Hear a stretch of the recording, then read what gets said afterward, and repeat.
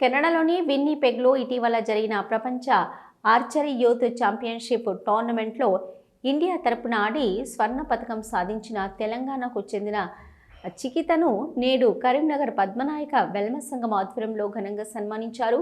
ఈ కార్యక్రమం వెల్మ సంఘం కార్యాలయంలో నిర్వహించారు. ఈ సందర్భంగా పద్మనాయక వెల్మ సంఘం బాధ్యులు మాట్లాడుతూ పెద్దపల్లి జిల్లా ఎలిగేడు మండలం సుల్తాన్పూర్ గ్రామానికి చెందిన తానిపర్తి చికిత ఇంతటి గొప్ప విజయం సాధించడం మన తెలంగాణకే గర్వకారణమన్నారు. విశ్వ వేదికపైన దేశ పతాకాన్ని రెపరెపలాడిస్తున్న చికితను సన్మానించడం సంతోషంగా ఉందన్నారు.